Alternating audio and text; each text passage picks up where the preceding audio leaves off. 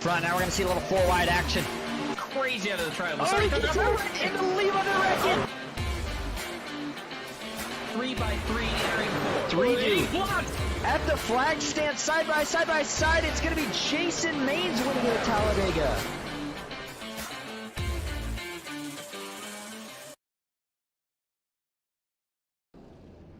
Hello everybody and welcome into PGR Esports live from the high banks of Talladega Superspeedway. Getting ready to kick off March Madness tonight, Season 2. We tried this event out last year and boy, what a turnout, what a response, and what a strength of field we got here tonight. Joining me in the booth, Dawson Wise, Matthew Baker. Baker will be on the analytics side, mostly focused on race control. Dawson Wise is going to be the co-play-by-play caller. How you feeling here tonight, Dawson?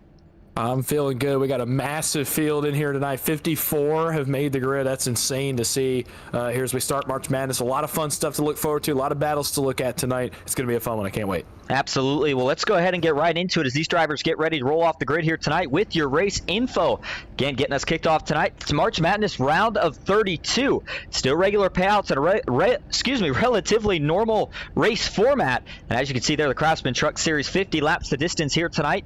45% fuel. Going to throw in a couple pit stops, unlimited tires, 1 fast repair, fixed setups, and 3 green-white checkers. Looking at Talladega Superspeedway, over 30 degrees of banking in the corners. These guys are going to be flat out pushing as hard as they can the entirety of this race. 117 degrees the starting track temp here tonight. Clear skies, calm winds, and 74 degrees your ambient temperature. Getting into your starting grid here, how about the man on the pole? No big surprise here. It's Andrew Duvall in the 42. Puts down a 55.6 on his outside. Dale Cupp's Alex Hill making a return here tonight to see what he can do. He's one of those guys to keep an eye on in that bracket for March Madness. Steve Karosik back in 3rd. Kevin Freeze will roll off to his outside in 4th. It's going to be Kyler Wynn. Podium 500 this year. He rolls off, rounding out the top 5. Dylan Jones back in 6th. Kenneth McCullough Jr. in 7th, Matt Lee 8th, Cody Nagels, ERA Omega Cup winner in 9th, and Garrett Maines, the first Coke Series driver in the field tonight. He will be starting in 10th. Row 6 will be a pair of drivers in our March Madness bracket. John Mullahan in the 6, Logan York in the 40. Row 7, it'll be Ryan Baste for KSR in the 73, and Jason Maines in the 1 in 14th. On row 8, it'll be Daniel Eberhard. D3 starts 15th. To his outside, last week's winner in the Gen 6 cars, Trevor Osbornoth, rolls from 16th tonight. The boss man, Michael Triscaro, rolls from 17th with Kenny Stamper to his outside in 18th. And rounding out the top 20 will be Brian Boussard and J.R. Miller. Starting 21st tonight is going to be John Ward in the 92, Nash Bramilla 22nd. Malik Ray, another one of the coach drivers in the field. First time he's going to try March Madness here for PGR. He will start in 23rd. 24th, another one of the pros, it's Colin Bowden. Just behind him, starting in 25th, Steve Sizemore, Dustin Carruthers 26th, Michael Guest 27th, Danny Barnes in 28th, Justin Mills and Ron Morris Jr. rounding out your top 30. Row 16, MBG's Jeff Merck and Danny Eshelman in the 26. Row 17 will be Bradley Stefane and Shane Bradshaw. Row 18, Sean Corbett, the 45, and Chris McCullough in the 04. Row 19 will be Mark Vondell for McCullough Motorsports and Larry McDonald in the 80 for Hyper. And rounding out the top 40 tonight, Ryko's Sean Conklin and KSR's Philip Wilkinson. Going back to 41st, it's Jack Hignight, followed by William Fox, 42nd, Jeremy Osborne, Zach Range in row 22. Sarah Clamper, good to see her back in the field. She'll start alongside PGR's Mike Davenport. He's in 46th. Brock Westwell in 47th, John Darnell 48th, Martin Bork in 49th, and rounded out the top 50 is going to be Everett Larson. Moving on back to the rest of the field, Heath Joe 51st, Michael Clay 52nd, Christian Martinez, Tucker McClendon 53rd and 4th, Matthew Patton, Jimmy Emos, Richard Elliott, Ryan Newman, and Thomas Parker rounding out the field. Well, here we go to kick off March Madness. What better place to do it than Talladega Superspeedway? Green flag is in the air. Here we go in the round of 32.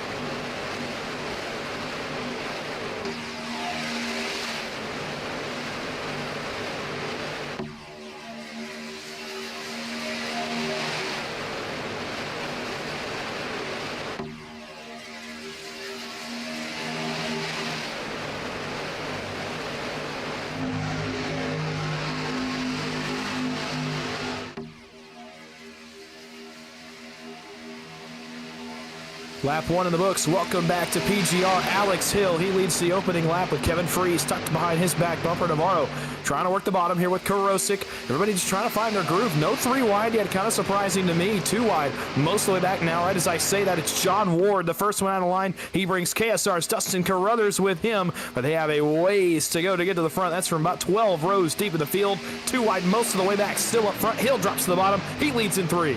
Yeah, and to be honest, I don't think that we're probably going to see too much 3 wide early because we talked about the head-to-head battles, and these guys are all kind of on the edge right now, just trying to make sure they can stay in front of the guy they're trying to beat tonight. And I know we'll break this down a little bit more as we go through the rest of the broadcast, Dawson, but I mean, basically how the format works is just how it works in real life for the basketball tournament, initially labeled March Madness. Excuse me, and how it works here is we start with the round of 32. 32 of these guys each have a matchup that they're facing. So, for example, the number 1 seed, I believe, goes against the number 32 seed, something of the sort. The point is you have a guy you're trying to beat. If you beat him, you move on to the next round, which will be the round of 16. If you lose, you go home. And if you're able to continue to win and win, get your way from the round of 32 to the Sweet 16, the Elite 8, then the Final 4. Could have a chance to go home with a lot of money. So again, we'll be keeping tabs and talking more about this format as we go through the tournament itself. But there are still payouts on the line, so we are still going to see some racing. And you mentioned the 3rd lane not working just yet, but here we go. Michael Triscaro, series owner. He's going to take a look up top here, see if he can start to get some support, and he will as Colin Bowden jumps up behind him. Now in front goes Jason Maines. Keep an eye on that 3rd lane here as they cross the stripe to take 4 laps complete. Yeah, and just as an example. Just as an example of this bracket format that we've got tonight, Colin Bowden, running back there behind Michael Triscaro, is up against Mark Vondell. Vondell currently scored well towards the back of the field, so right now tonight, Bowden would advance. Vondell would go home. That's just an example. We'll get into some more of those matchups as we go throughout the night. But right now, we got 3 wide racing most of the way back. It's Matt Lee up on the outside now. He jumps in front of, I can't tell who that red truck is up on the outside. I believe it might be Dylan Jones or Daniel Eberhardt perhaps in the 90. A little bit new look. That's why it's a little bit confusing for me up here. Jones is in the middle there in the white 11. So 3 wide now. All of a sudden, we said 2 wide most of the night. Well, now several rows deep. 3 wide. Hill, Lee, Freeze, Eberhardt, Navarro, Jones, Jason Maines. How about Garrett Maines? He's coming to the front as well in the 1. He's in behind Dylan Jones. 3 wide most of the way back, and all of a sudden out the bottom, nowhere to go. They have put on the brakes. They're going backwards. Freeze takes the left. He leads in turn 2. Yeah, and I mean, we saw the track temp, 117. That's warming up to help that third lane out. These guys are going to be trying to cycle temps a lot, so this third lane's going to make one really big push down the Alabama gang back straightaway right here, trying everything to see if they can get Matt Lee out in front and try to cycle the next guy up in line. Dylan Jones in the 50 right in the middle of this mix as well.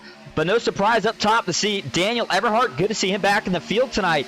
And sure enough, already showing how aggressive he likes to be at these plate tracks. Making his way to the front. Third lane starts to fade. Now a couple more are going to shuffle to the bottom. First one being Daniel Eberhardt. That'll push Jason Maines up to the lead pusher.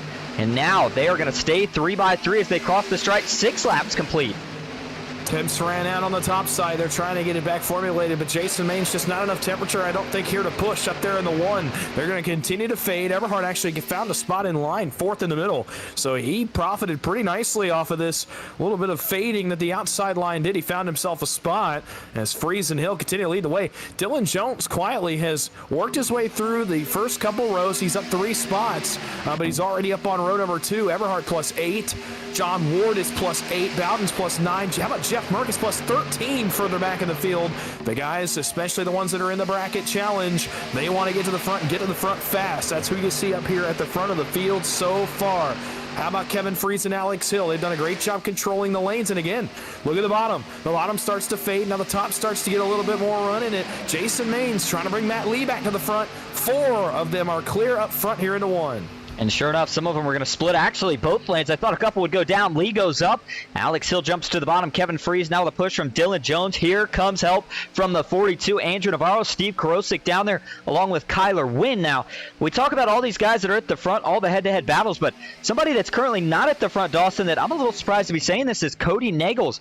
Talk about the winning streak that he was on for PGR over the course of the last, I believe it was 4 or 5 wins in a row. Of course, got that triple truck bonus. Brought himself home an extra $150, and now he'd like to see if he can sweep another tournament championship with March Madness. But as it stands, he is back in 18th. His matchup in this first round is against Richard Elliott, and so that's the only man he's really worried about beating here tonight. And as it stands, at least for the moment, Richard Elliott not having too good a run either. He's all the way back in 57th, and actually currently not out on the track. Looking at some of those other battles, and some of the battles everybody's keeping their eye on, Dawson. How about Nasper and Villa versus Jeff Merck? Jason Maines versus J.R. Miller, Matt Lee versus Jeremy Osborne. Then on the other side of the bracket, looking for maybe an underdog winner, we have Alex Hill versus Matt Patton, Christopher McCall versus Ryan Newman. And no, that is not the real Ryan Newman, but it is a Ryan Newman, and he is having a pretty good run, or was looking to have a pretty good run, but unfortunately had a power outage, so did not make the race here tonight. But good to see him making his way into the PGR scene, and we'll see if we see him out here next week, maybe see if he can win himself some money. Yeah, absolutely, and there's so many really great matchups. So the other one I was looking at, a couple of teammate battles throughout the field here tonight. I know Trevor Osronaut drew his teammate Brian Bussard at KSR. Michael Triscaro drew his teammate Mike Davenport on Team PGR. So some teammate battles going on. Ryan Baste and Zach Range, I think, was one of the ones I was looking forward to. Both aggressive drivers, both guys that know how to run up front. That's going to be one of the better, more hotly contested matchups tonight. But, I mean, just so many. Kevin Freeze is around right at the front of the field. He's going to get hit by a ton of trucks. Ron Morris up and over the big one on the back straightaway here on lap number 9. Man, that was the big one, too. When you got a field of almost 60 trucks, there's not going to be a lot of room to go anywhere when they're 3 by 3. And you called it right, Dawson. That was the big one early. 9 laps complete, and probably at least that, if not more, in terms of the amount of trucks involved in this one. Everybody trying to get back going. Kevin Freeze with heavy damage. And then, yeah, we saw the 76 there of Ron Morris Jr. take a pretty significant tumble. Good thing is he'll be able to use that one fast pair and get it back going, but definitely not the way he wanted to start his night. And then we take a look as I'm surprised that thing's actually still rolling. Usually when you see a truck upside down, you don't see it that quickly back on the racetrack, but We'll have to go back and take a look at what happened here in just a moment. Before we do that, though, I want to talk about the strategy shakeup this is going to cause now. I believe we do have Baker, but right now probably a little bit busy with race control, so we'll hear from him here in just a couple laps. But looking at the fuel window, again, it was about 45%. And in terms of laps, that should get these guys to maybe right around 14, 15 laps. If I had to guess, maybe just a little bit less, depending on how much, if you're in the front, you got to burn more, or if you're in the back, maybe save a little bit more. So I think you'll definitely see everybody come down to the pits right here, top off on fuel. If you're in the back, maybe take some tires, but going to be an interesting shakeup to say the least. Let's go back and take a look at what brings out your first caution here of the night. First view we're going to go to is the chopper view, and it starts at the front, and therefore it's going to collect a lot of guys as it works its way to the back. But here you go, Alex Hill on the back of Kevin Freeze. Now, these two not direct teammates, but they do work pretty well together, two of the best in the series. And boy, you wonder if Alex was just a little bit too far offset to the left to Kevin, and that starts to get him out of shape. And then when Kevin saves it, comes back up the other way, Alex helps him out a little bit the other way. And once he gets sent up into the wall, the wreck's on from there. You see him going to the outside wall. And then there's Ron Morris Jr. Look at that truck. Almost gets ramped off the front hood of Kevin Freeze before it goes over. But, you know, all things considered, Dawson, I know it collected quite a few trucks, but at the same time, we had quite a few really brilliant saves through that. Yeah, it looks to me just like an offset push here at the front by Alex Hill. And, man, what a tough break for Ron Morris. I don't think I've ever seen a truck flip like Ron Morris just did, go up and over on his lid. He gets tagged by Sean Conklin, another notable driver that got involved in that one further back. And several March Madness guys involved in this one. Chris McCullough's involved. Kevin Freeze, obviously, he's one of our March Madness drivers. He's involved in this. Several of our guys in the bracket find themselves with some early trouble here just inside of lap number 10. So a tough break.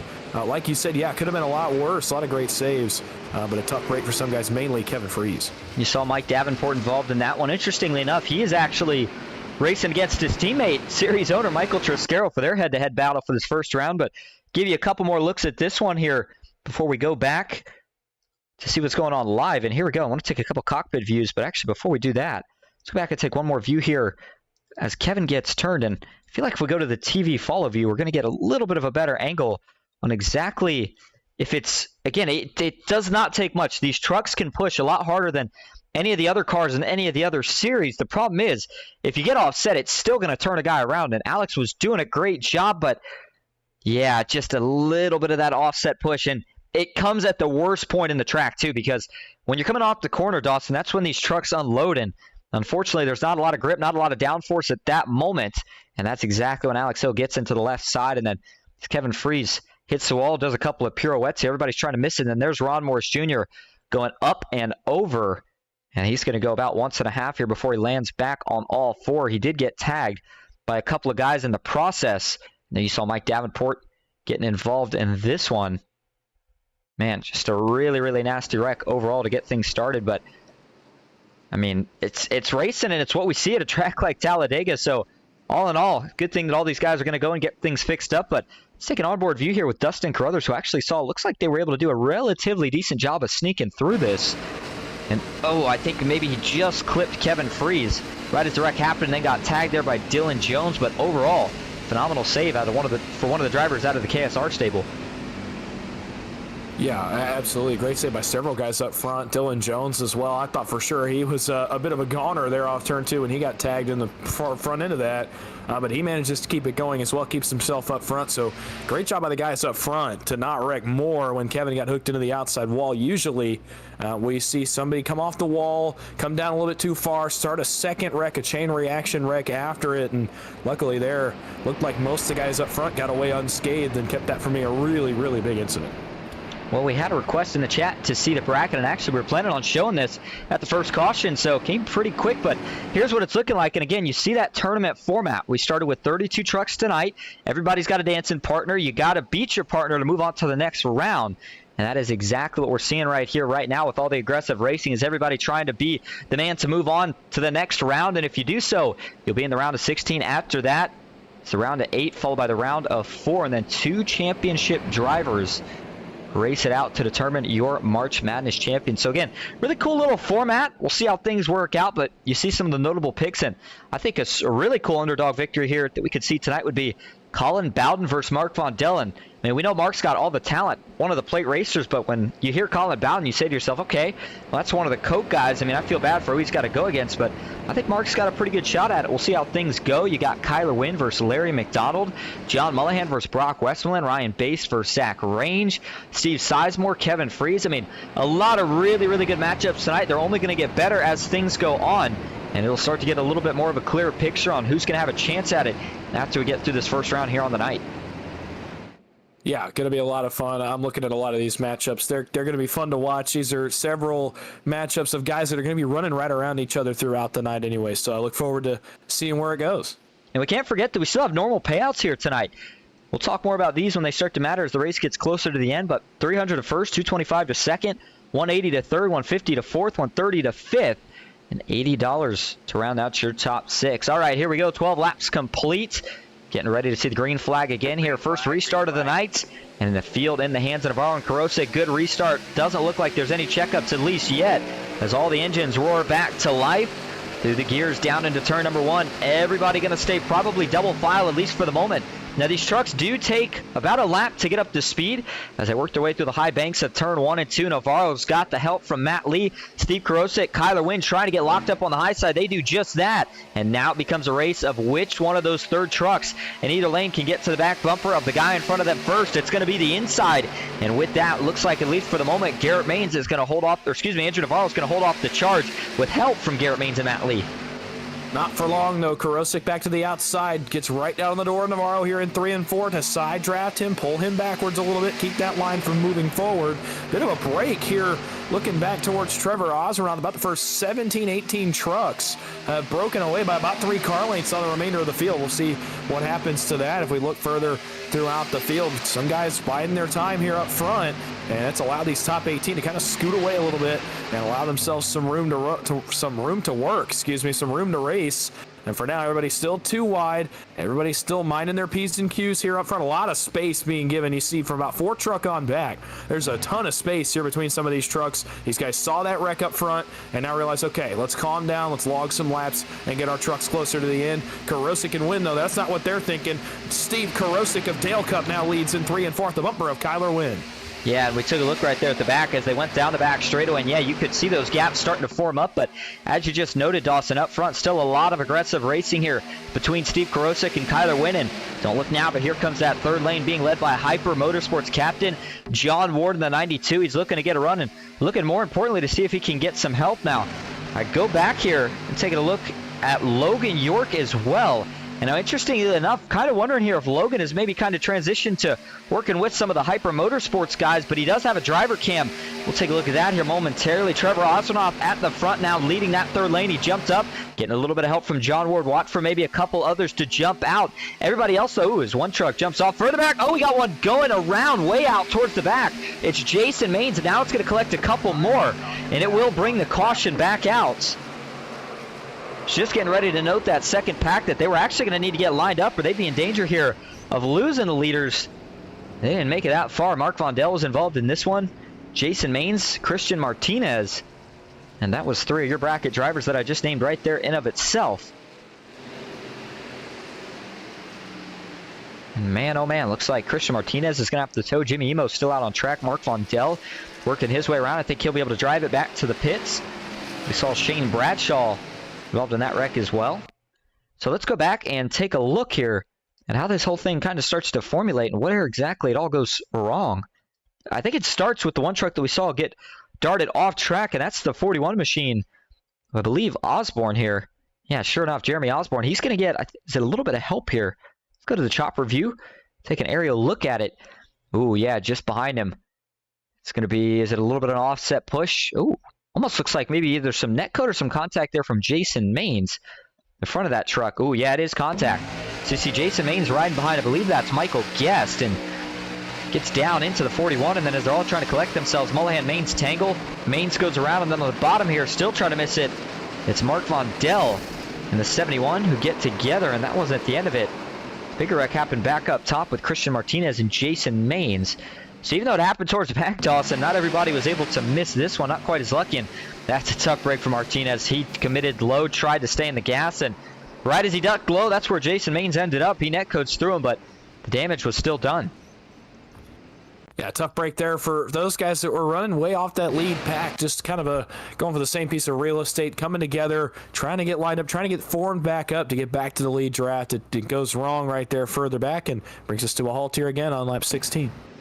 Yeah, it certainly does. And you saw again, though, for the most part, it looks like it was probably about a 3 to 5 truck incident. And I think you're only going to probably have 2 guys that actually have to use their faster pair as a result of it. But you certainly never want to lose track position at a track like Talladega. It's just way too important, and it's exactly what Jason Maines is going to lose here. And one of the favorites in the bracket tournament. Remember how far he got last season, so we'll have to see here how he responds to it.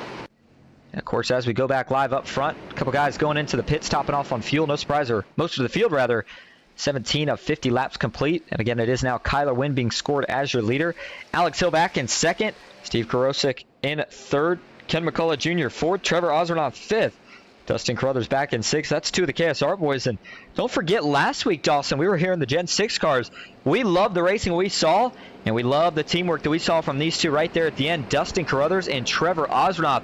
Last lap, they find each other, and they showed you exactly why they're teammates. They worked together to an absolute perfection, if you will, in the sense of once they got locked up, they never left each other's bumper, and the run they made from about halfway through 3 and 4 to the checkered flag was enough to get Trevor Ozernoff his second PGR win in a bit of a special series, too, not the trucks they're used to seeing. Yeah, I called it a statement last week for that team. One of the hardest working operations in what we do, constantly running with each other, constantly practicing for moments like that. That's what they work to get towards. They got a chance to do it last week, and I mean, you heard the reaction from Trevor when we got to talk to him at the end of last week's race. Just how much it meant for them to get back to victory lane in this series, for them to make a statement like that and finish 1-2. And I mean, they're backing it up so far, 5th and 6th on the racetrack. They got a teammate, Ryan Based, up here with them as well in 8th. Brian Bastard's running 10th. Kenny Stamper, the boss man's running 11th. How about the KSR representation early in this one? Yeah, I'm telling you, keep an eye. They said last week they were here to play, and so far they're proving their point. But as we get ready to take the 1 lap to go signal here, getting ready to go back green, we're going to take our first side-by-side break of the night. 37 viewers on a beautiful day here at Talladega. Thank you all so much for tuning in. We will be right back. Stay with us.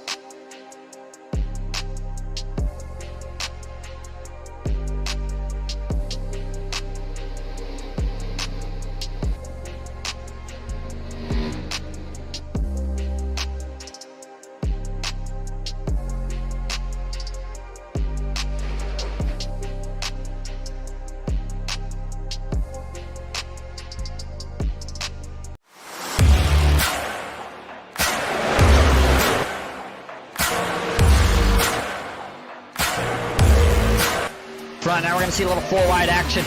Crazy out of the trial. Oh, he gets in the lead on the record. 3 by 3 entering 4. 3-2. At the flag stand, side by side, it's going to be Jason Maines winning at Talladega.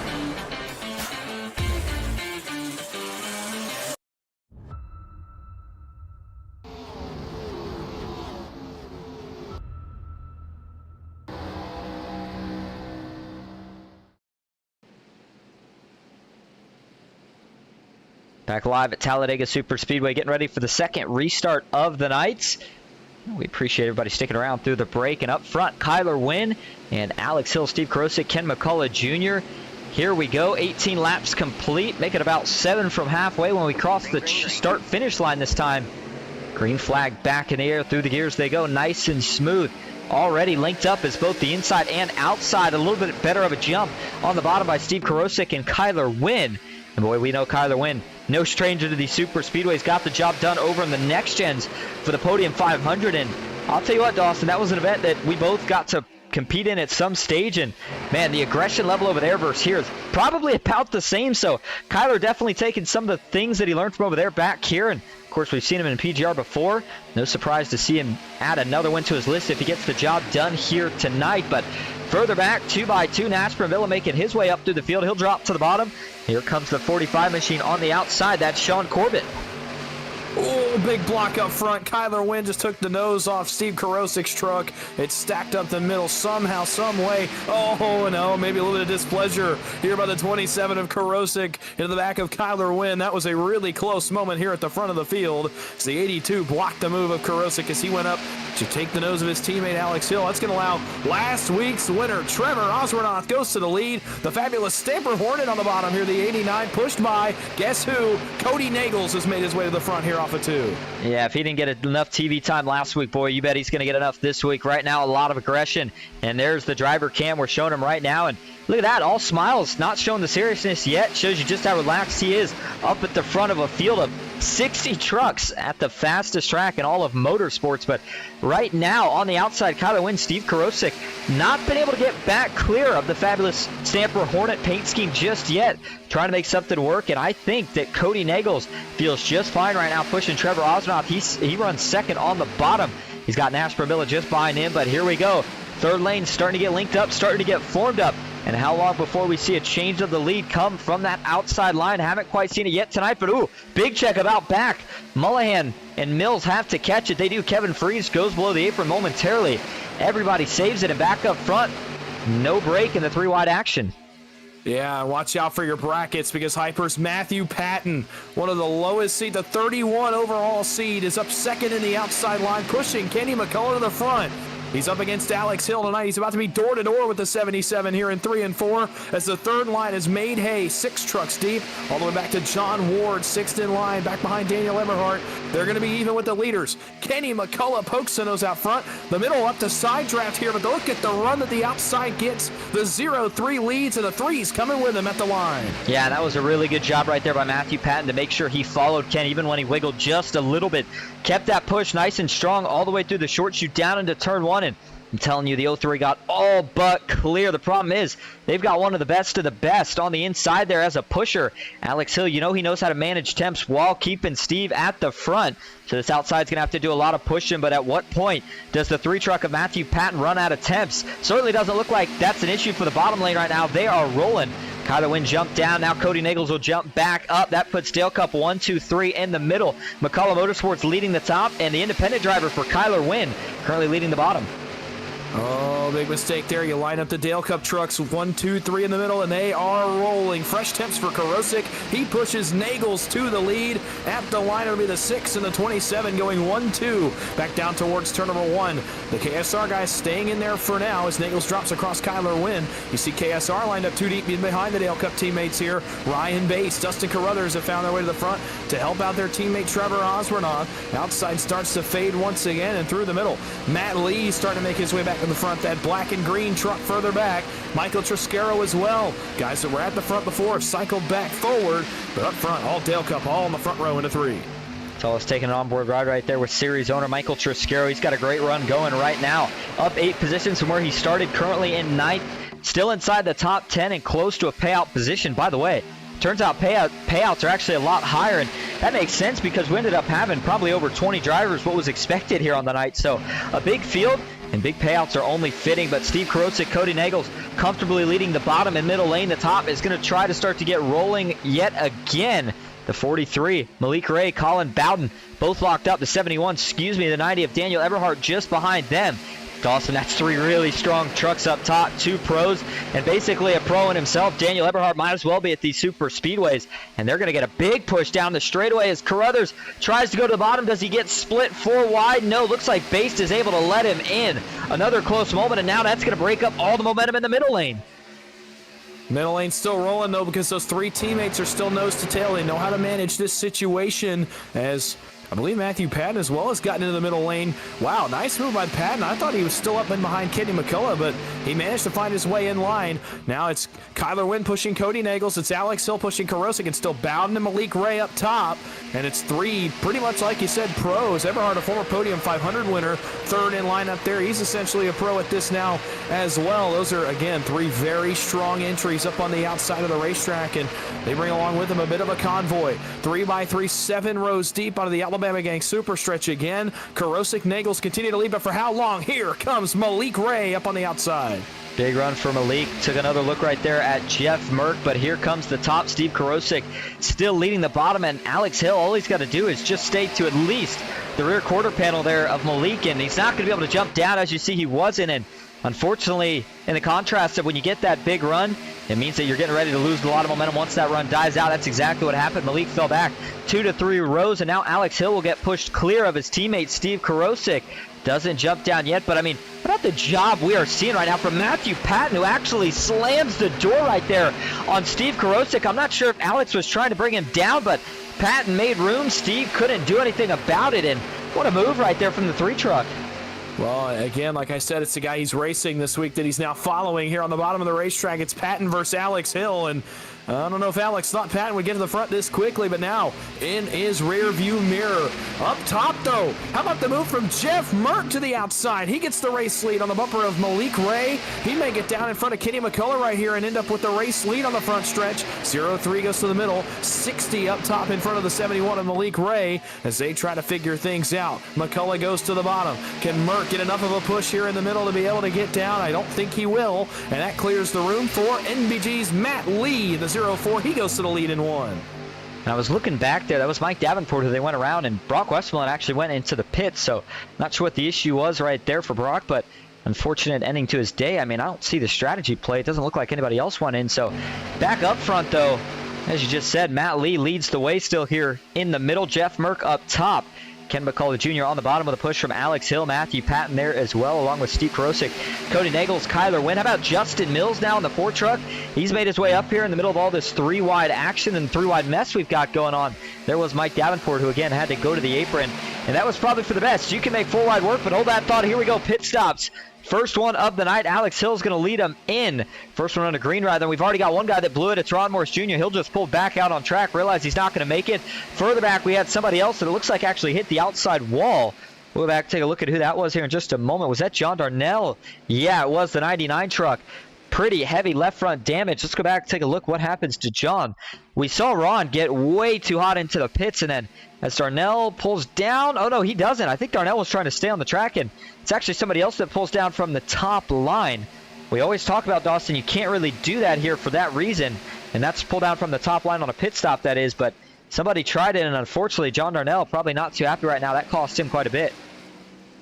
Yeah, it did. This second group's getting cost a lot of time. They're all over the place trying to figure out who's going to go where, who's going to cycle out where. They're losing a ton of time trying to just get in line and go. Now they finally are established, but how much will that group that pit last time by gain on them because of this little mishap here at the front? Sean Conklin was sideways in front of the field, managed to keep it together. Bowden, Conklin, Eberhard, now your top 3 here at the front, as they are hanging in front of what has become a hornet's nest behind them. This is a very disorganized group that includes several high-caliber drivers, Sean Ward, Garrett Maines, and others in this group that still tries to cycle its way forward and get to the pit stop. Man, I don't know if they're going to make it that far. I'll tell you what, Colin Bowden was getting just about all he could handle right there. I mean, that was a really, really big push, and you see currently sitting just a few spots behind him there is Sean Conklin in the 56. Sierra Clampert, though, how about currently running second, leading that 3rd lane? She is ready to get aggressive, and it's working out well. Got her first money spot not too long ago, a few weeks back, and since then you can tell that the confidence is there. The talent's always been there, and now she is getting a lot of help from Garrett Maines and Kevin Freese, 2 of the best pushers in the series. And this is, Dawson, I think what this is the fact we're still seeing all this battling is just all these guys and girls trying to see if they can get all the way to the front of this field and be the leader for that first round of green flag stops, because it's a lot safer to be in front than it is to be in the back. Well, contrary enough, you certainly don't want to lose the time. I don't know if I'd say it's always safer, but that's what everybody's battling for right now. And unfortunately, Sierra had lost all her help, so looks like she is going to have to fall to the back, at least for the moment. But up front, it is Daniel Eberhardt leading the way. Colin Bowden just behind him. Christopher McCullough starting to make his way to the front. He sits behind Jeff Merck. Here comes Hyper Motorsports coming down this time on pit road with some affiliates. And we got a turn. J.R. Miller. Oh my goodness, how did J.R. Miller keep that truck straight? Oh my goodness, we'll have to go back and look at that there, as you heard the report from Matthew Baker. And we had forgot about him for just a moment there because there was so much going on, but Baker covering all of it right now from the race control tower.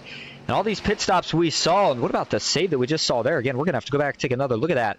That was J.R. Miller. Remember, he is in a head-to-head battle, so that's definitely going to hurt his chances, but a good save nonetheless. He did choose to stay out on track, and doesn't look like he lost the draft here, Dawson. So actually, if he stays out maybe another lap, even this lap, I think he'll be just fine. I think we might see this next group. Malik Ray was really diving up to the wall, trying to find a spot in line. I think we're going to see this last group of pit stops here this time around with 20 laps to go. Malik Ray way out against the safer barrier, trying to cycle in line and on cue. Big group here coming to pit road. Last group of green flag pit stops led in by Daniel Eberhardt. Yeah, some of them were coming in really hot there. I cannot believe they all got down to speed. You've seen Navarro get a little bit sideways, but everybody with no issues.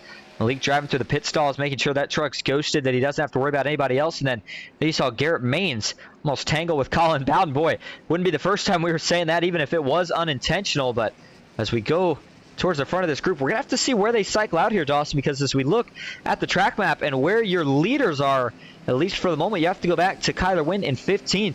Here he comes, getting ready to enter the tri-oval. And yeah, I think they're going to make their way around these guys. I think everybody will kind of blend together. At least they got a good pit stop, and this is going to be very interesting how they all group back together. And we're still, I believe, expecting one more green flag stop. Baker, you got any more info on that? Yeah, we're definitely... Oh, they're trying to wreck it in turn 1 and 2 here. One down to the grass. Wow, we kept it together again somehow. I think we're all going to get out of it. That held up that group led by Karosik and Wynn and Nagels, though. It kept them from getting any more ground than they were going to get. They're going to bypass Eberhardt right here. But this is going to be a big mess as they go by these guys still trying to blend. It'll be Steve Karosik that inherits the lead. But, man, what a disorganized group we got behind them. Yeah, I think if we're going to get another caution, which there's probably a good chance we do, it's going to be as these groups are all merging back into one, because, again, the runs are just too big in the pack itself. It's just way too many trucks for everybody to be able to judge the checkups, gauge the runs, make them move. And all it takes is, again, just one slight slip-up, one mistake, and all of a sudden you find yourself going to the back. We are going to see a move, though, here from Garrett Maines. Looks like he is going to go with the 90 of Daniel Eberhardt. They're going to try to make some ground before that group that's got to run now is able to get there, and maybe hope they can throw a little bit of a block, if you will.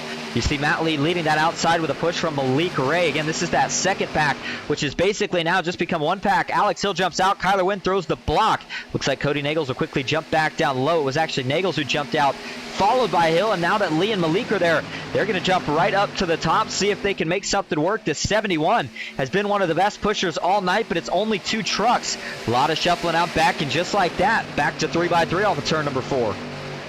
Yeah, Alex Hill and Cody Nagels pulled a fast one on Kyler Wynn, cycled him out of line. Big push in the middle. Huge push on the back of Nagels. They see the top line coming with Lee, Ray, Chris McCullough, and Colin Bowden, and they won't want any part of it. They're going to go up there, try to block them from getting to the middle, and that's what they're going to do right now. It's Hill leading the middle with Wynn in behind him. Nagels, Karosik on the bottom. Lee and Malik Ray up top. This has really shuffled the field a little bit, but still 4 rows, 3 wide. Everybody else 2 wide. Pretty sizable first pack. Cody Nagels, big shove on the bottom. He'll lead them back to 3. Equally as big of a shove up top by Malik Ray. In fact, right now the 58 of Christopher McCullough wasn't actually able to get to the back bumper. Now you see, looks like Malik finally is going to have to back off just a little bit. You got to think the temps under that Chevy Silverado are starting to heat up, maybe a little bit to that uncomfortable range. So as he bails out, that'll give that third line a chance to maybe restructure just a little bit, try to get a run going.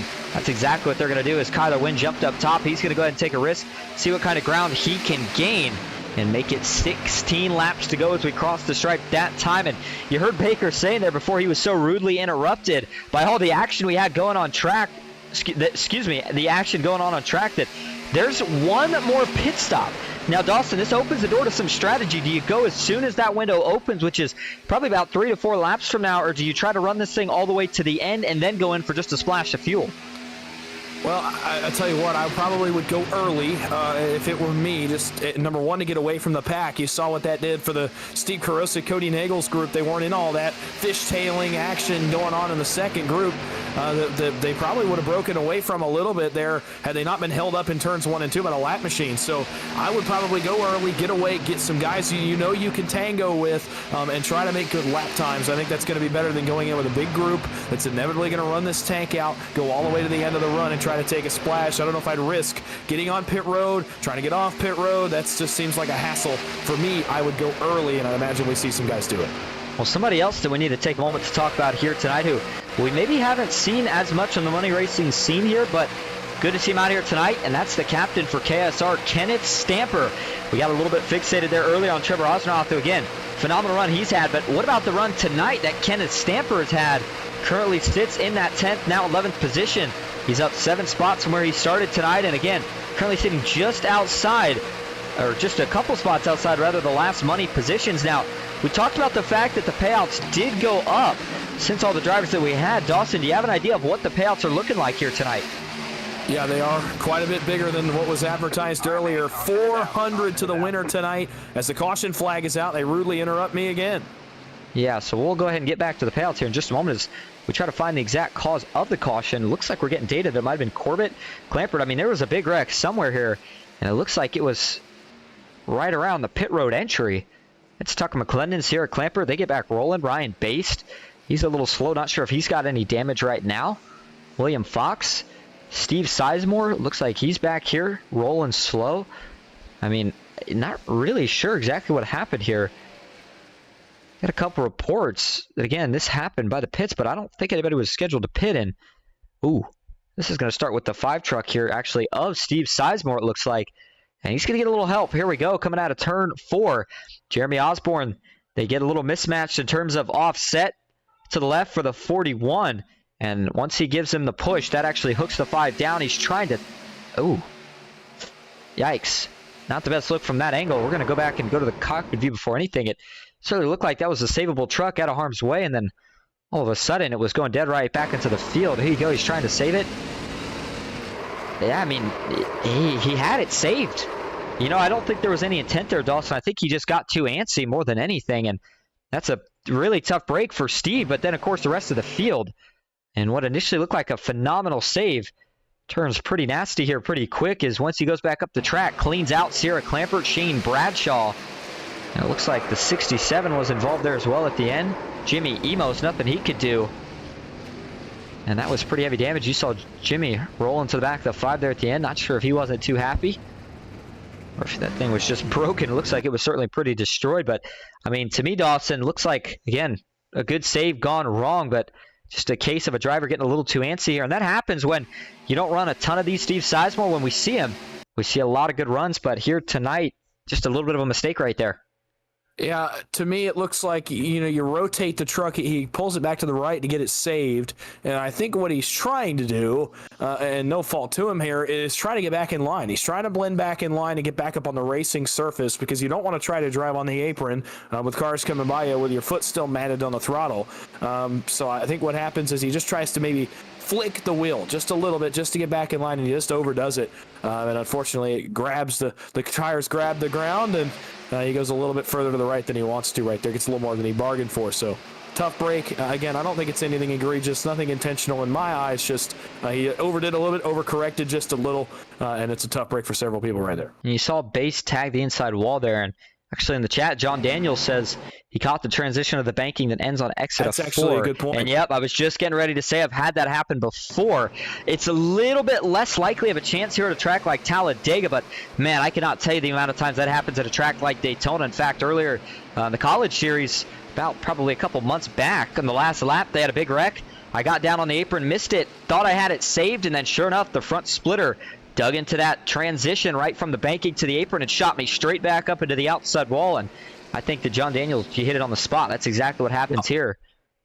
Well, I'll tell you what, just real quickly, if you don't mind. Talladega is a little bit different. It's the apron, and then there's the flat. The apron's a little bit banked, but it's not as banked as the 33 degrees of banking in the corners. But then there's flat after that. There is a transition, almost like a dip, in between where those two come together that snaps the truck just a little bit. I almost wonder if he may have caught that on exit and tried to correct that. Maybe that's what got him back up. I'm not sure, but that's a good point by John Daniels. Yeah, it was close. We took a look back at the cockpit view. It was really close. He was close to the transition there, so certainly played a factor in it, to say the least. So Jason Maines maybe looking to see if he can get a lap back here, as a couple others are. Ron Morris Jr. as well, hoping to get the wave around, which they should. We get the one to go signal, I believe, this next time. And up front it is Garrett Maines, Steve Karosek in second. Alex Hill third, Andrew Navarro fourth, Cody Nagels fifth, Ken McCullough Jr. sixth, Matt Lee seventh, William Fox eighth, Kevin Freese ninth, and Kyler Wynn rounding out your top 10. Well, a lot of pros in the field here tonight. But I'll tell you what, the college series that we just mentioned, Dawson, this is actually the next place they're headed to. So, interestingly enough, I'm sitting here taking notes, watching these guys tonight, hoping that I can get in that race. But one thing I will say is that the racing that we see over here at PGR is easily and by far the best super speedway racing you will see in all of iRacing. And we've heard that from some of the pros themselves. Malik wrote a whole message about it in the PGR Discord channel the other day. And when you hear that from guys that you know have so much to their name here in the sim, such as Malik, I mean, we see Garrett out here weekly. Colin Bowden has started spreading his name around more. And then how about some of the champs that PGR in general has produced? Kyler Wynn, Cody Nagels. I mean, if you're looking for the best of the best with the best races and the best payouts, this is your place. It really is, and actually, good segue. Well, we will get back to the payouts again. Rudely interrupted because of the action on track. The winner tonight, $400 richer. That's a really nice payout for this 57 truck field. 300 to second, 200 to third, 150 to fourth, 130 to fifth, 110 to sixth. Triple digits all down the payouts tonight. Really, really nice looking race purse here in about 11 laps time. You know what the best thing about winning one of these, Dawson, is? Well, at least in my opinion. I mean, you tell me what you think here is. I mean, if I won one of these events, here's what I'm doing. I've got my next, I don't know, we'll say 20 PGR entries paid for. So there you go. You got a chance to go win a lot more money, which we've seen with a couple of these guys. Again, with Cody Nagels, after he went on again, I think it was a 4-race win streak, either 4 or 5. And I mean, you think about the payouts tonight. Imagine getting something similar to that for 4 weeks straight, plus a bonus for winning 3 in a row. I mean, there's a lot of money to be won in these races. And if you're interested, go check out the link. We have it in the description of the video. Here we go as we get ready for the green flag. Taking a look at your top 10. Garrett Maines, Steve Karosek lining up row number 1. Row 2, Alex Hill, followed by Andrew Navarro on the outside. Nagels and McCullough in row 3. Matt Lee, Kevin Freese, row 4. Kyler Wynn and Daniel Eberhard, 2 of the independent guys. Keep an eye on them right here. Rounding out row number 5. The 2 pros just behind them. And a couple other heavy hitters. Logan York, Dylan Jones, 13th and 14th. All right, here we go. Pace truck's going to peel off. It'll be, again, 10 laps to go. Not that long. Everybody good to go on fuel at this point after that last caution. So it is a full-blown race to the finish. You got to beat the guy in your bracket, and you're trying to win the race. A lot of things to accomplish. Little time to do it. Here we go. Green flag back in the air. Great push on the bottom. How about the push by Garrett Maines and Alex Hill? Great start. The problem is their third in line's not really there at the top. A lot more organized here. Nose to tail about 6, 7, 8 deep. In fact, maybe checks up just a little bit, about 8 rows deep, back around Michael Guest. But everybody keeps on rolling and onto the Alabama Gang Super Stretch. Look at this run by the outside. Karosek, Navarro, McCullough, and company. How about Michael Guest? Right as I talk about him, may have been taking a look to the outside. He now does look to the outside. Brings along with him Dylan Jones. And one of the truck, I believe that's Chris McCullough. Who else goes with him? Third line already working. Crunch time here into 3. Who else goes? Michael Guest trying to come to the front, but it's Garrett Maines that leads up front. Yeah, these guys, they have pretty good memories, and they know paint schemes pretty well. If you see Michael Guest up top and you're Kyler Wynn, I'm not too surprised here if that 82 jumps out of line. Watch for the move here. Doesn't make it. Actually, Guest is trying to tuck back down in line behind. Kyler pulls a little bit of a draft, but gets forced back up to the top as Eberhard moves up with help from Colin Bowden. Up front, though, it is still 2x2 for about the first 5 rows. The outside led by Steve Karosek, the inside led by Andrew Navarro. A lot of bobbing and weaving going on through about the first 25 trucks in the field. After that, these guys starting to get fanned out, and now caution is out. Trouble way in the back of the pack. This time looks like it might have been Ron Morris Jr. and Jason Maines. Ron Morris going through the grass over here on the exit of turn number 2, gets it back on track. And, of course, we saw Jason come to a stop and looks like he's going to tow. Not sure what happened here, but certainly hate to see it happen that far back, where usually you would expect guys to be lining up and trying to get back to the front. But this could be another product, Dawson, of those head-to-head matchups. No matter where you are on the track, if the guy that you're trying to beat is near you, you're not worried about trying to catch the pack. You're worried about beating that guy. And I don't think that's what happens here. I think this is just going to be a case of, oh my goodness. This actually starts with, oh my goodness, what a hit for Jason Maines. I have never seen a truck get that destroyed that quickly. That was Brock Westmoreland, who was sitting in the middle of the track, but nothing that I think Brock did there. Something happened here with Brock before this that's going to end up sliding that truck back up. Does he have a wheel issue here? Well, let's see what happens. We're going to start first with a TV follow / cockpit cam here, and looks like, is that it? I can't tell if that's his teammate behind him initially. He goes, no, he's definitely going to get some help.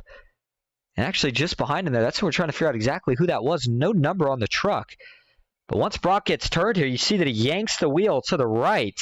And he's doing a good job here. Locks it down to keep it off the outside wall. He does just that. But now, I think maybe his hands, did they just get a little bit crossed up with the wheel? And he's not quite able to get it turned back down. And maybe he was trying to steer out of it. But at some point there, I think you got to maybe either hold the brakes or... But like I said, I don't think he needed to because he was trying to steer out of it.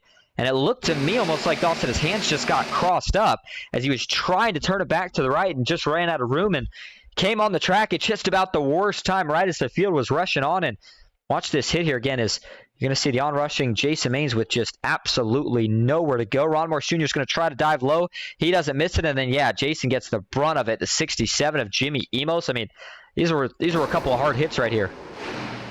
Yeah, absolutely. And with some of the wheels these guys use, with some of the feedback that you can get in these wheels, got to hope these guys' hands are okay. I know that some of these can snap when you get hit like that. So obviously, hoping that nobody got injured in this crash. I know we don't often say that, but that's definitely the case, right? That's one of the hardest hits I've ever seen. A couple trucks up in the air. Maines was like 5-6 feet off the ground there in turns 1 and 2. So tough break for Brock. Not sure what happened. I thought it was a technical issue from what I saw of it.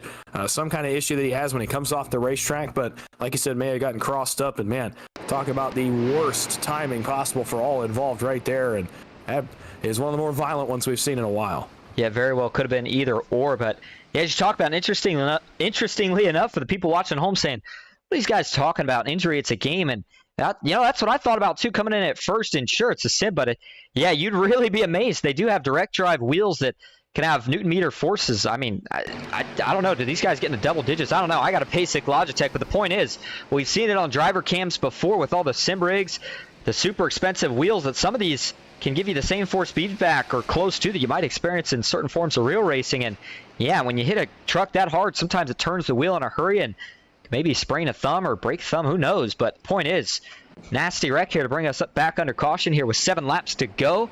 And this is going to put us closer towards an overtime finish to end the round of 32 in the first round here in March Madness. Yeah, it's a kind of a tough break too, because the racing had just got really intense up front. I think we were getting to the point that guys were starting to dice out of line, and right as we get to that point, now we say, all right, we're going to run a couple more pace laps, just increase the temperature that much more here at the front of the field. A late race restart's trademark here for Thursday night racing, for Talladega racing in general. We're going to get another one here tonight. Look at the heavy hitters that are up front. Navarro, Maines, Karosik, Hill, McCullough, Nagels, Freeze, Lee, Ray, York, Wynn. Look at some of the names that are up here at the front of the field. Seems like all the heaviest hitters have found their way to the front right inside of 7 laps to go. Certainly have, and it's going to be, looks like probably 5 to go, I believe, when we get the restart.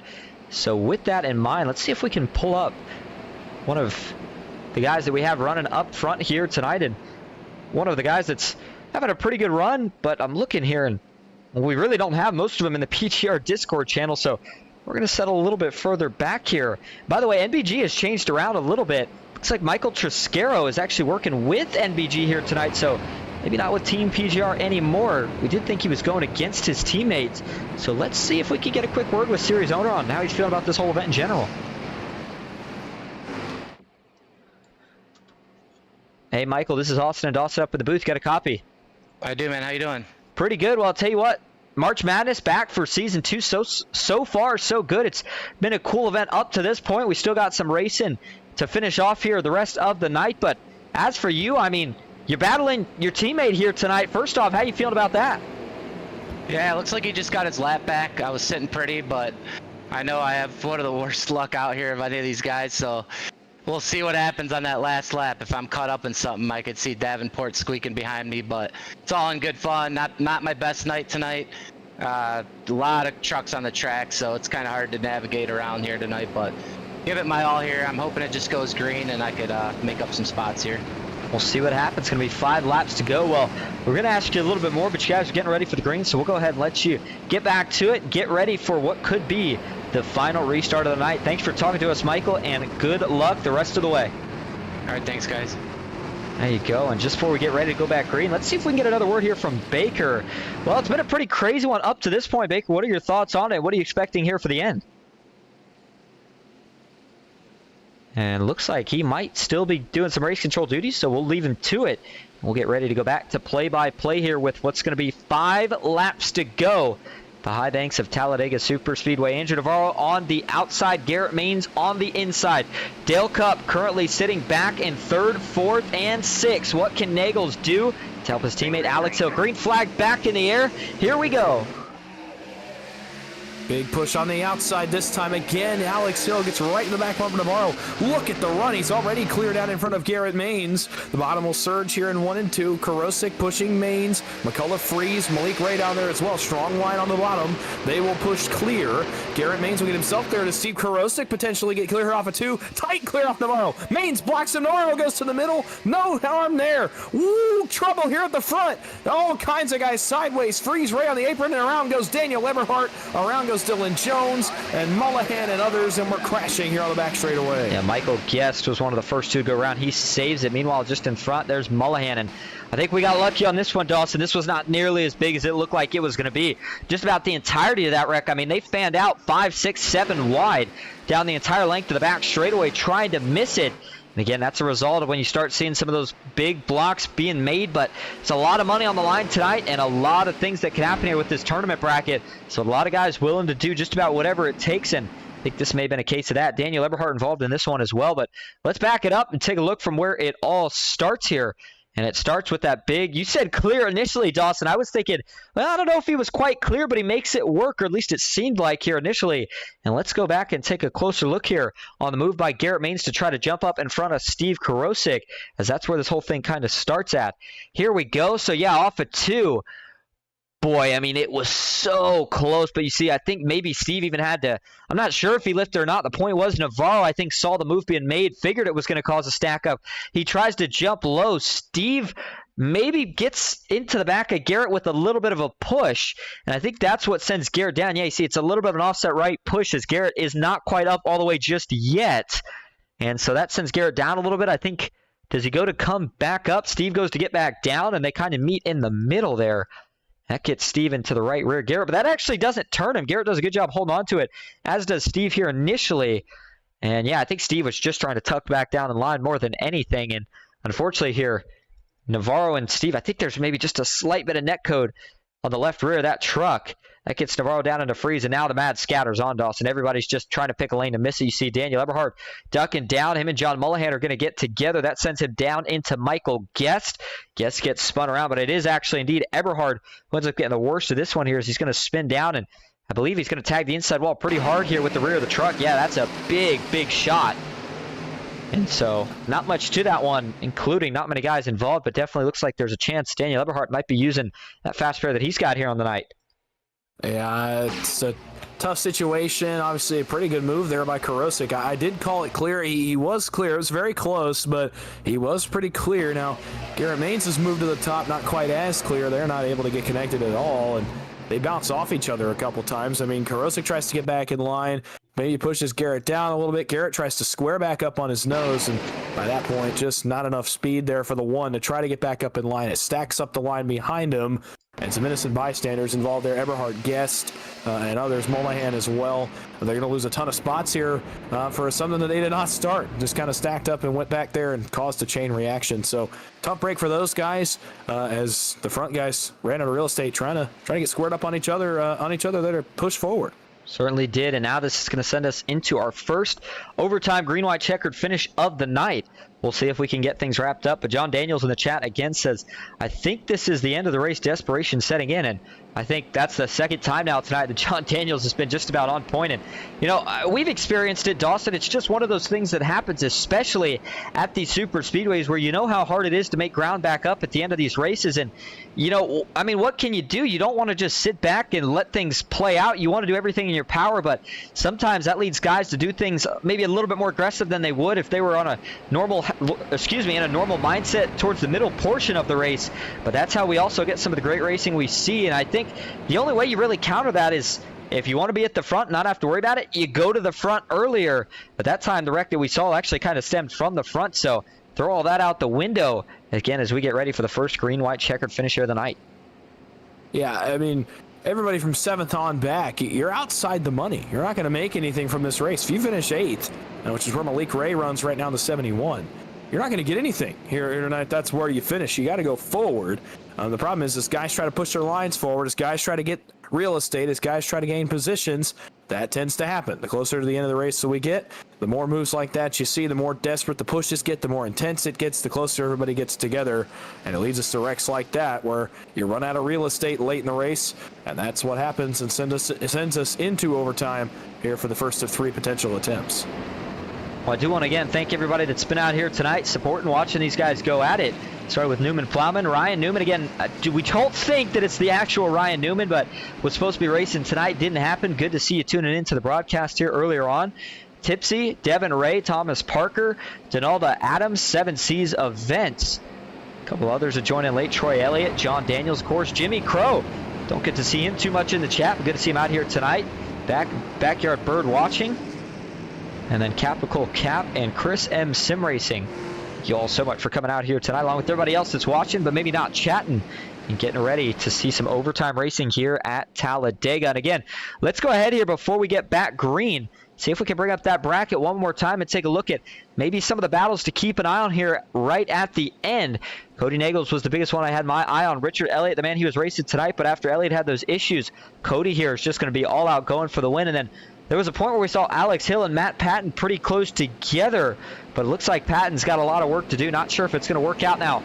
Another one that could be interesting here, though, Dawson, I'll tell you what, would be Jeff Merck and potentially Nash Bramilla. Those are 2 really heavy hitters. Not sure the separation between the 2 on track. Looks like Nash currently back in that 26th spot. Jeff Merck at 34th, so there's a chance there that those 2 get locked together before this thing's all said and done. Along with a lot of others, Logan York, Christian Martinez, wondering who's going to win that battle. It's going to be a good finish here tonight, that's for sure. Absolutely it is. We'll keep an eye on those battles in the March Madness bracket as we go. But here we go. 2 laps to go. Overtime attempt number 1. We get to the white flag. The next flag ends the race. We will race this one out clean and green. Kenny McCullough, Garrett Maines are on the front row for the restart. McCullough in the 0-3 will be pushed by Freeze. It'll be Korosik on the back bumper of Garrett Maines. Who gets the job done here in the round of 32 of March Madness for PGR Esports? Green flag is back in the air, and up through the gears we go. Green-white checkered finish at Talladega. Off to turn 1. McCullough, nice push on the bottom from Freeze. Maines awaits his help. It'll be the 0-3 leading in 1 and 2. And we're going to have to make it all the way around, almost 2.65 miles in length from here to make this race official. And this is where you're going to see all the big moves made right here on this first lap on the backstretch. That's where the momentum can shift the most. And here we go. Steve Korosik pushing Maines on the outside, Freeze and McCullough on the inside. It's a good push from both lanes. Now Cody's getting wiggled out of shape, trying to save it. He does, just in front of his teammate. They're going to stay 2 by 2, but that allowed the outside to roll. Maines and Korosik get clear. Nobody dropping down yet, and caution is back out. We will have to go to overtime attempt number 2. And 73, Ryan Bass, you saw him slide down right there. He'll get back rolling. He's got some damage on just about all 4 corners of that truck. And so, again, another wreck that really wasn't, this one wasn't at the front of the pack, but this could be some of that desperation that we were talking about starting to set in, or maybe just a little bit of an incident here with a couple of pushes gone wrong. Let's go back and see if we can break down exactly where this all does go wrong. Give you a little bit of a different angle of this one here. So the 89 on the outside, that is, it's not Trevor Osranoff. We'll actually have to zoom in on this a little bit further here. See how this contact occurred. It's Bradley Steffen.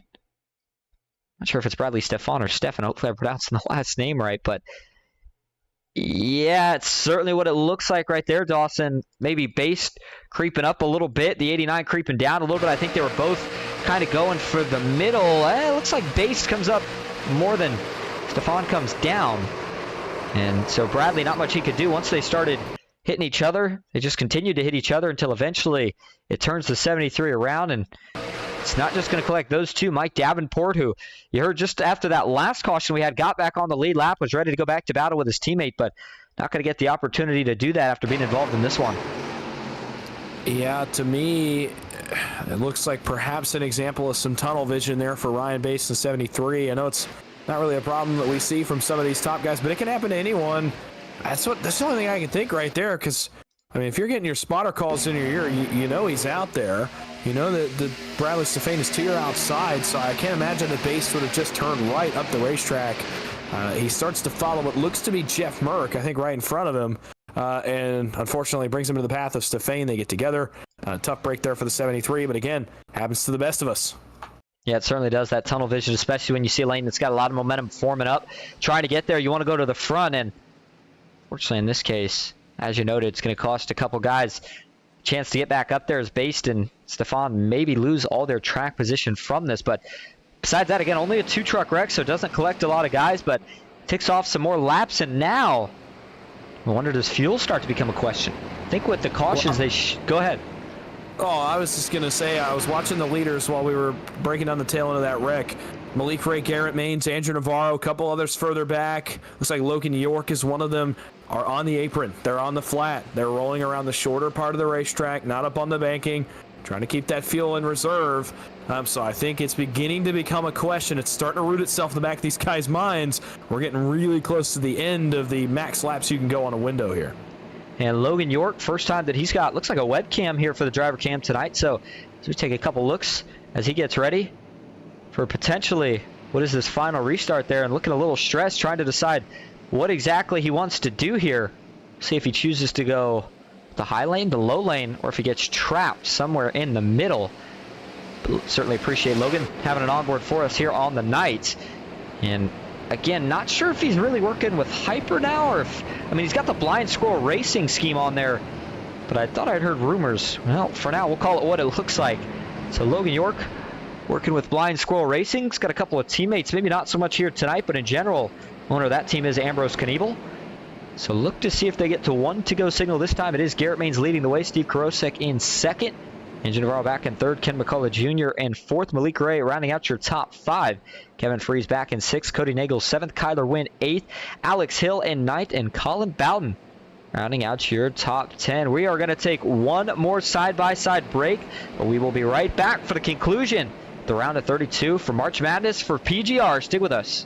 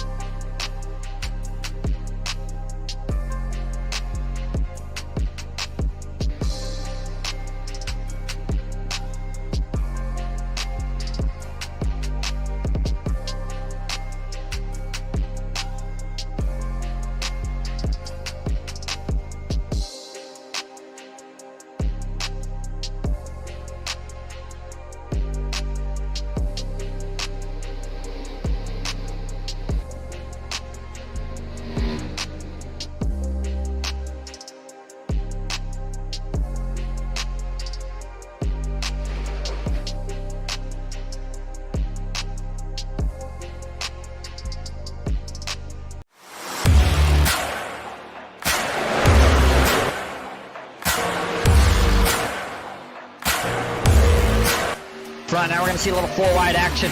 Crazy out of the trial. Oh, he gets into the lead under record. 3x3 entering 4. 3 deep. At the flag stand, side by side, it's going to be Jason Maines winning at Talladega.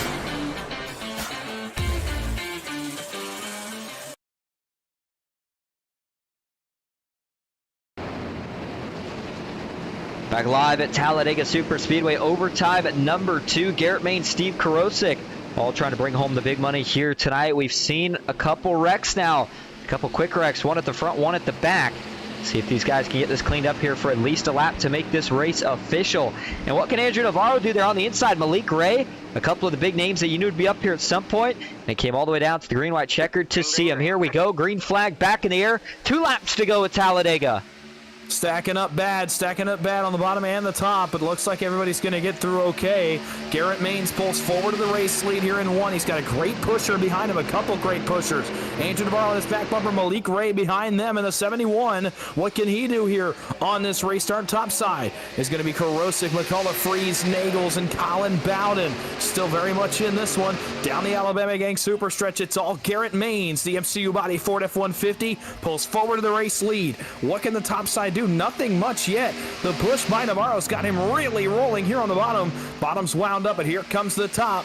Can we all keep it tidy? Can we mind our P's and Q's? They're going to come off turn 4. They'll see the white flag when they get here. If they can make it, but as you said, tidy right now, 2x2, and you wonder, where's that third lane going to come from first, and who is going to be the man to try to lead it? A lot of pinching in the middle. York versus Lee. They're bumping, they're banging. I think they're in a little bit of a, I don't know if I want to say it, but a little bit of a pissing match with each other. They're finally going to wreck. Lee will try to jump back up, get in line, but the white flag's in the air. 1 to go, and still 2x2 up front.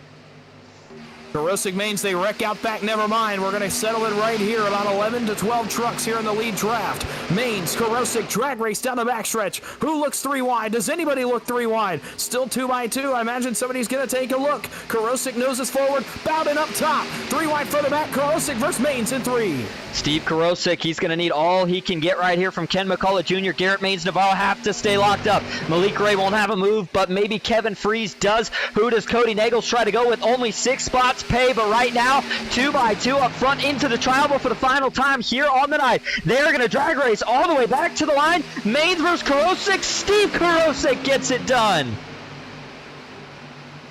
What a win for the first round of the round of 32 for March Madness. There's his teammate Cody Nagels. He'll give him a shot. More than happy to finish where he did.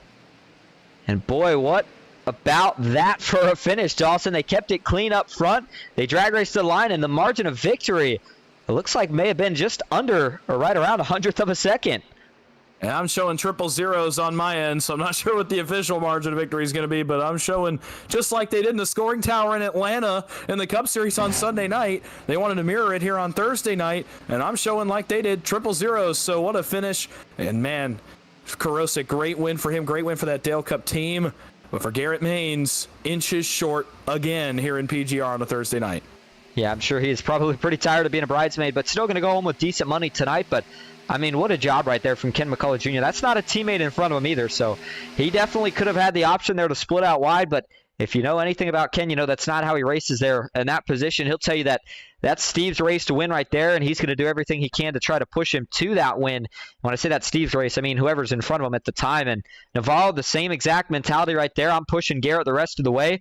That's the finishes we like to see here, and we're going to actually go frame by frame with this because that's just how close it is.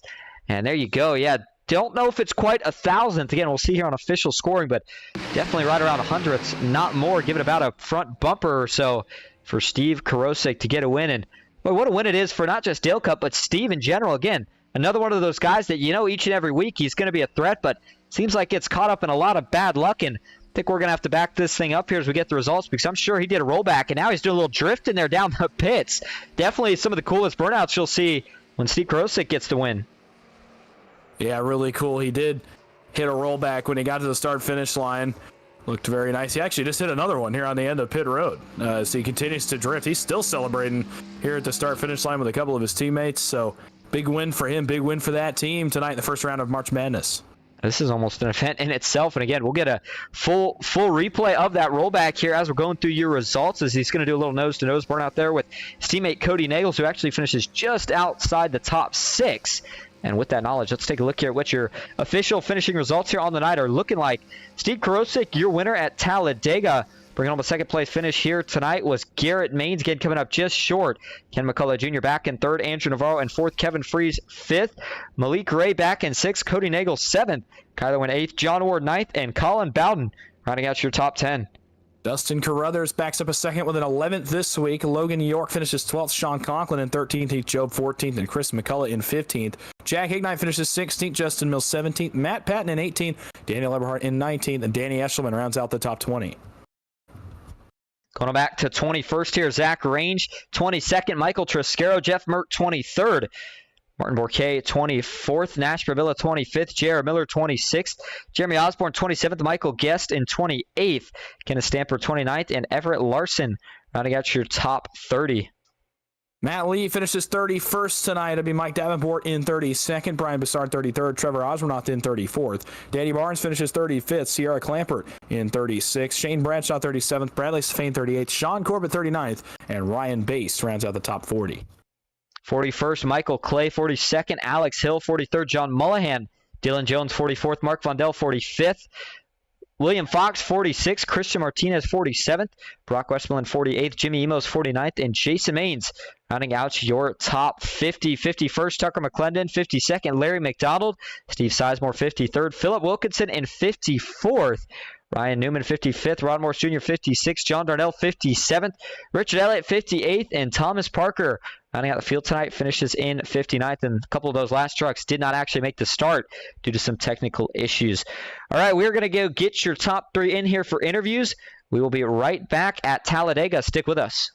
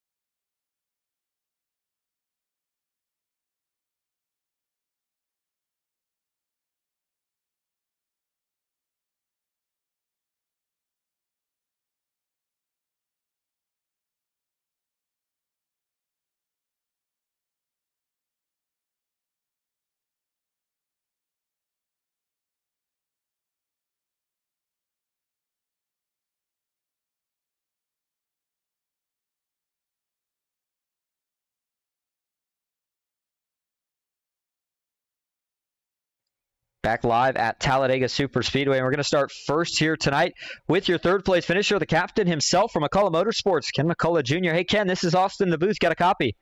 Yeah, brother, I got you. Well, you bring home third tonight. No surprise to see you working really good there at the end with the guy that you were pushing. And, boy, it took every last bit of pushing you could give him there down the front straightaway to get him to the win. But ultimately, you get Steve Karosik to win. You bring home third. How you feeling about your night? Oh, I feel great, man. Just baby steps over here. I'm just happy to finish in the Monday tonight. It was an awesome race up front, though. That was fun. Certainly was a lot of three-wide action. And the other thing we saw tonight was, of course, the bracket, the round of 32 for the March Madness tournament. And that had to change the way racing was. At least it certainly did from the viewing standpoint. How did it change things as a driver down there in terms of how guys were racing? I looked like it made a big difference. Everybody was worried about where everybody was. I just tried to stay up front for a change and try to stay up there with Garrett and all the big dogs up there at the front and bring it home in a money position, finally. Well, you did just that. You bring home third, and you also move on to the next round, the Sweet 16. Congrats on that. But before we let you head out tonight, is there anyone you want to thank or shout out? Yeah, I got to thank Michael for putting these things on week in and week out. Money racing is definitely not dead, for sure. Got to thank you for doing the broadcast. Thank Baker and everybody that's involved. Appreciate it. And thank you for talking to us. That's Ken McCullough Jr., your third-place finisher. We will see him back here, hopefully out next week. All right, and now that's going to bring us to your second-place finisher here on the night. Garrett Maines, Dawson Wise stands by with him. Yeah, stand by with our second-place finisher, Garrett Maines. Garrett, it's the boys in the booth. You got a copy? Yes, sir. Man, well, I'll be honest, if I can be for a second, I hate this one for you. You come up a few inches short this week. Looked like maybe you had the push there at the end from Andrew Navarro, a couple others there on the restart. Anything you could have done differently on that restart, or is it just kind of how the chips fell for you? Yeah, I don't know. I mean, I had an opportunity to clear up on Steve down the backstretch, but my concern is if I made that move, it was like one of those lower probability, like probably 50-50 on me clipping his nose when I did it. I was probably only a foot clear. So during that transition, I was afraid that somebody might push him and me stack the lane and cost myself. So, with Kevin up there on the top, I just didn't want to bury him another row deep.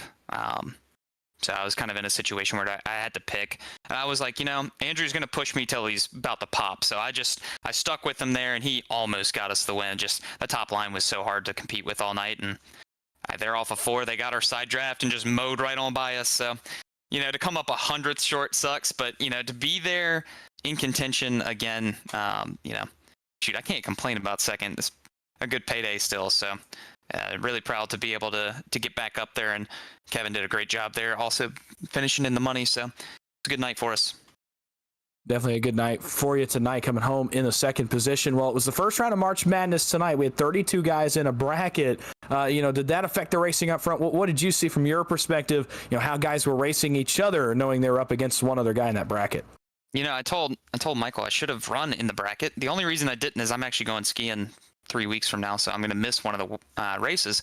But I would have at least, been able to get my money back if I had run it. But I don't know. I mean, I didn't even really look to see who's in it, who's around who. I mean, it felt like a normal PGR race, absolutely stacked and absolutely no mistakes allowed. If you make one, you're probably outside the top 30 trying to fight back. So this is always a track position race. It's really hard to move forward. You could see it in the first 20 laps. Nobody really made anything more than single-digit progress forward. The top line sucked tonight. Anybody that went up there went backwards.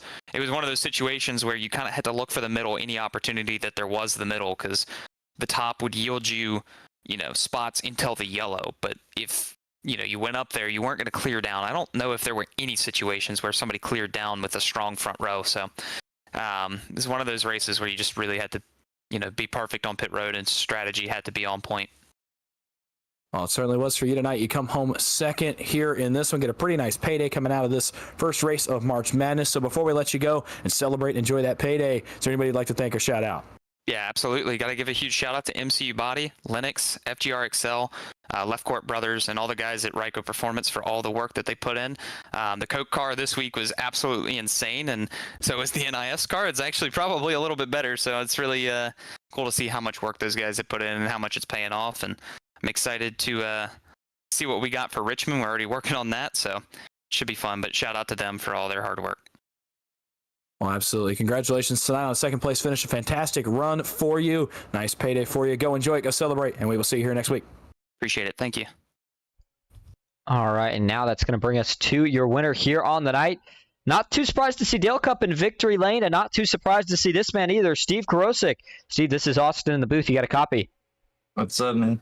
Well, you make a return to victory lane here tonight for PGR in typical Dale Cup fashion with a phenomenal job of leading. Well, not necessarily leading, but being at the front pretty much the entire race.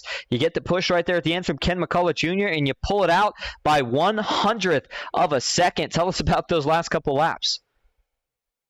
Yeah, about that, man. I had a clean race, and I was able to stay up front the whole time and didn't get involved in any crashes, no mistakes on pit road. And I just was in the right position at the end there, and it just worked out. I gotta give a shout out to Ken McCullough. He stuck with me there, and he got me the win. So I owe him one, and I appreciate Garrett racing me clean at the end. He could have moved up and doored me and stopped my momentum in the tri-oval. I want to kind of bring it back to the same question that I actually asked the man who helped push you there, Ken McCullough Jr. We know with the new bracket format, well, not necessarily new, but making its return from last season, we kind of thought the race would be a little different, and it felt like it was at certain points from up here in the booth. But down there, I mean, you're at the front. Did it seem like things were a little bit more aggressive, less aggressive than usual? And did you have to change your strategy around it all in order to kind of account for that? No, I think the racing is the same. Everyone's always aggressive, and it's really difficult.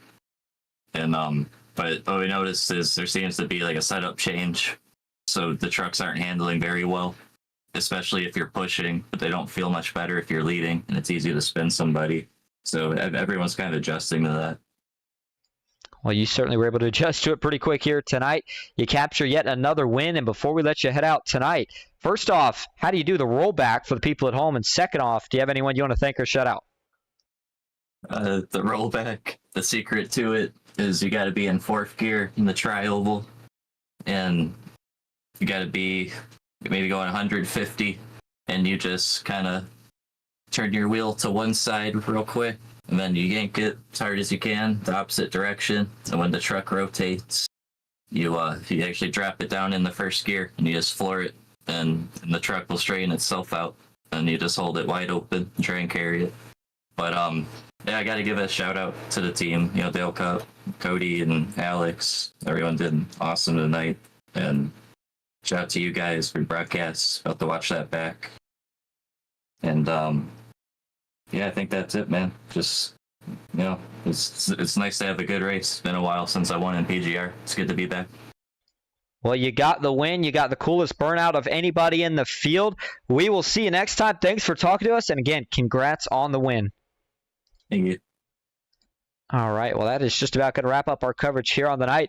What a race it was. Not too many cautions there till the end. Things started to get a little messy. But again, as John Daniels put it earlier in the broadcast on the chat, some of that end of race desperation is setting in. But overall, I mean, I loved it. Loved the format. Next week, we're going to see who made it to the Sweet 16. And we'll get to see more of the same great race. And how'd you guys feel about it? Well, I've got the results here for. Yeah, I was gonna say. I've got for the round of 32. You had Cody Nagels going up against Richard Elliott. He didn't make the race, so Danny Eshman took his spot. Cody made that. He is on to the next round. Jeff Merck had some late luck issues. He was up front all night, but relegated back towards the back. Still got in front of Nashman Bella. He moves on, so it'll be Cody versus Merck next week. And then you've got J.R. Miller, Jason Maines. Maines caught up in that big wreck with whenever Brock Westmoreland came back up on the track, retired his truck early. J.R. Miller moves on. Jeremy Osborne, this is one of our first upsets, takes out Matt Lee. Matt Lee in the mix-up there on the last lap with Logan York, puts him on the apron, puts him out of the spot. Jeremy Osborne advances on. Tucker McClendon, another one involved with the Brock Westmoreland things. He retires early. John Ward moves on. Kenny McCullough, great run for him. He moves on. He'll be taking on Ward, so watch out for that matchup. John Ward versus Kenneth McCullough already in the round of 16. Unbelievable. And then you've got John Mollahan. He advances over Brock Westmoreland. And Kyler Wynn moving on with Larry McDonald. That takes out your left side of the bracket. That'll be Mollahan versus Wynn. On the right side of the bracket, huge bracket buster. Couldn't have seen it coming. Alex Hill taken out by Matthew Patton. We talked about Patton early in the race, and he just proved that he belonged to be up there and really ran a great race. And Hill had some unfortunate luck there at the end. So Patton moves on. He'll be taking on Christopher McCullough, who knocks out David Sheets. Logan York moving on. He takes out Christian Martinez. He will be taking on Brian Broussard, who knocked out teammate Trevin Osmanoff. Kevin Freeze finished up in the top three. He takes out Steve Sizemore. He will be taking on Zach Range, who took out Ryan Baste. And then the last two, Michael Triscaro, PGR Series owner, will be taking on Colin Bowden.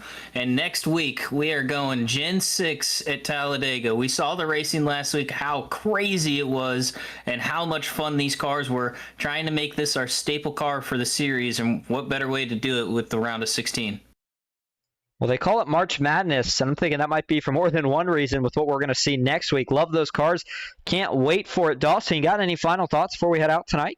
Oh, great racing, first of all. We go back to our bread and butter. It felt like it had been a while, honestly, since we've been in this combo. The combo that got us to where we were, and it was a great race. Felt like it was really intense. The third line, man, got going a lot better than I thought it was going to. The bracket is fun. We got some fun matchups coming next week. Ward and Kenny is awesome. Mollahan and Kyler will be fun. Freeze and Range will be fun. So some fun matchups coming next week. And, I mean, I could talk for hours about how much I love that Gen 6 car. Cannot wait. Those things are a blast. We saw it a couple weeks ago. I cannot wait to see it again next week with the bracket on the line. It's going to be awesome. Absolutely. Well, tell you what, that's going to wrap it up officially tonight. We appreciate everybody coming out. As always, we hope you enjoyed. That'll do it for me, Austin Green, alongside Matthew Baker and Dawson Wise here on Ghost Racing Network. We'll be back next week, and Ghost Racing Network will be back tomorrow night with the Asphalt Outlaw Racing Truck Series. Make sure you check that out. Until next time, have a good night.